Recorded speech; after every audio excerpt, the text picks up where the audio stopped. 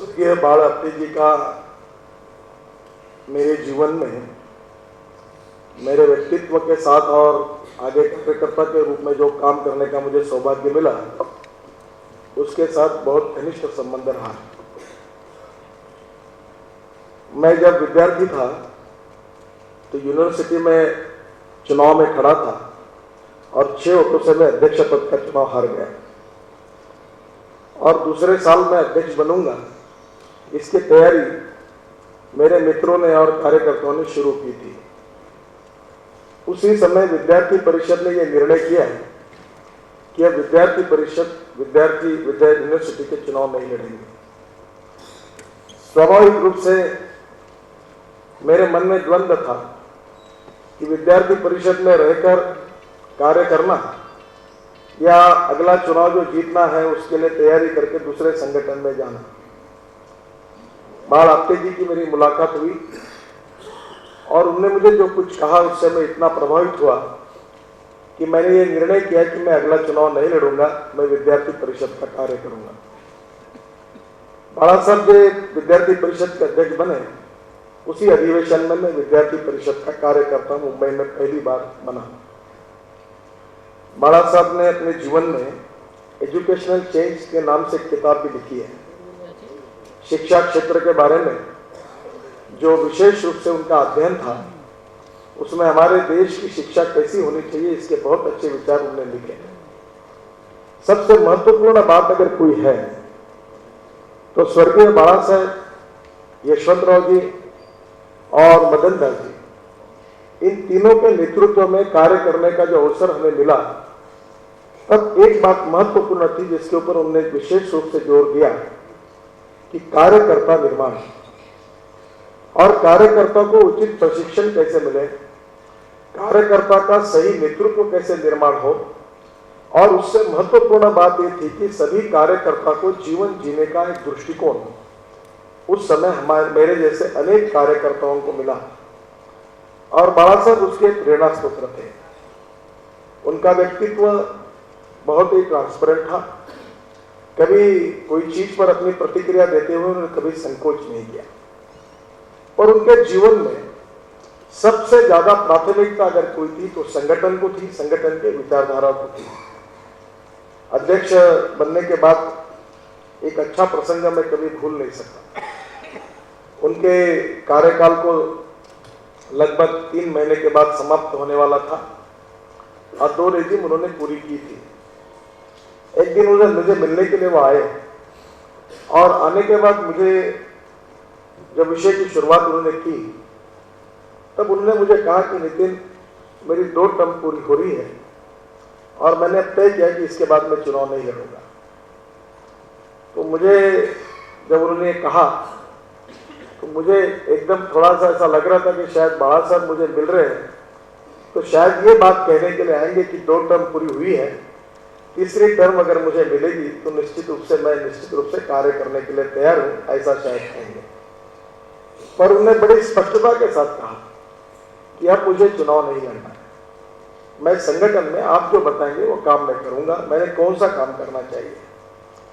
तब मैंने उनको कहा कि प्रशिक्षण का काम है, हमारे ट्रस्ट है, संगठन के दृष्टि से बहुत से महत्वपूर्ण काम है, इस काम में आप जरूर सहयोग करिए। आपके रहने की व्यवस्था कैसी होगी, दिल्ली में सब बातें विस्तृत रूप से उन्होंने मुझसे की और मैंने उनको कहा कि बाला साहब, आपकी तबीयत बहुत अच्छी हुई है। ये वाक्य का मुझे बहुत पश्चाताप होता है और मैंने उनको कहा कि आपको लग नहीं रहा था कि आपकी सेहत इतनी अच्छी होगी। शायद मेरी बात लग गई और बाला साहब की एक बार जो बिगड़ी हुई सेहत थी वो बहुत अच्छी हुई।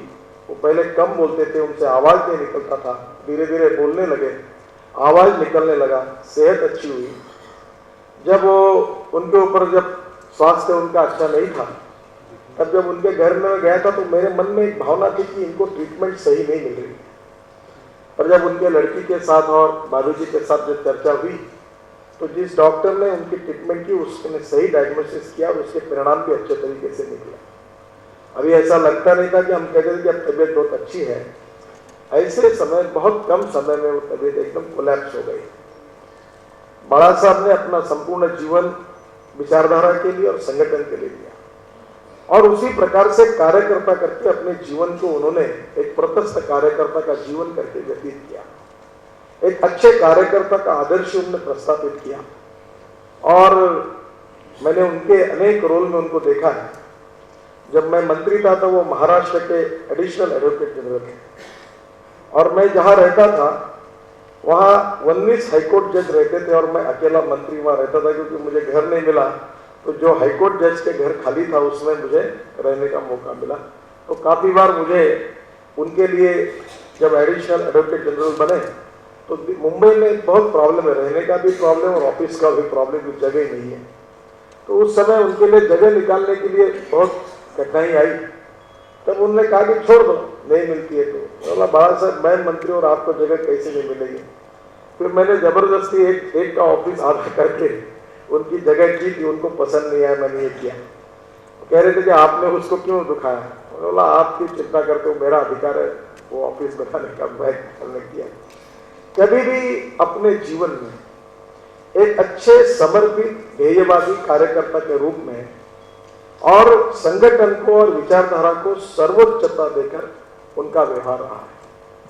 मुझे लगता है ये बात हम सब लोगों ने ध्यान से सीखने की आवश्यकता है कि हम क्यों काम कर रहे हैं, हमारा जीवन दृष्टिकोण क्या है, हमारे काम के पीछे हमारी विचारधारा क्या है, और इन सबसे महत्वपूर्ण है कि इस कार्य से हमारा उद्देश्य क्या है। उद्देश्य के बारे में स्पष्टता, विचारों के बारे में दृढ़ आग्रह, और जो पब्लिक में जिस प्रकार का व्यवहार है, जो सार्वजनिक जीवन में है वही प्राइवेट लाइफ में उसी प्रकार का ट्रांसपेरेंट व्यवहार, एक ऐसे अच्छे कार्यकर्ता के रूप में उनके जीवन को हम सब लोगों को नजदीक से देखने के लिए मिला। ऐसा है कि जिस व्यक्ति का जन्म होता है उसका मृत्यु निश्चित है। ये तो यावत चंद्र दिवाकर ऐसा नियम है, इसके लिए कोई अपवाद नहीं है।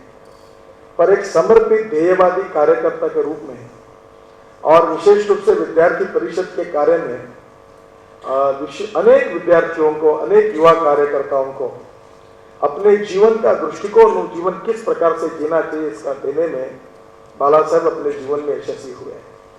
और इसलिए ऐसे एक अच्छे कार्यकर्ता जो हमारे मार्गदर्शक रहे, व्यक्तिगत रूप से जिनके जीवन से प्रेरणा लेकर मैंने अपने जीवन में कार्य की शुरुआत की, ऐसा बहुत ही अनूठा नाता मेरे उनके साथ था।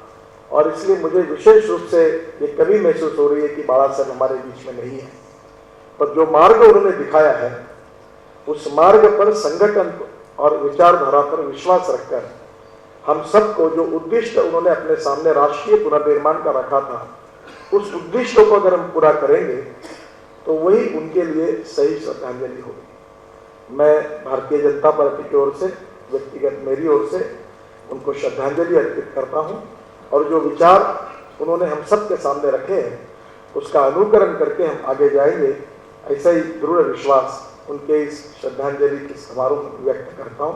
धन्यवाद।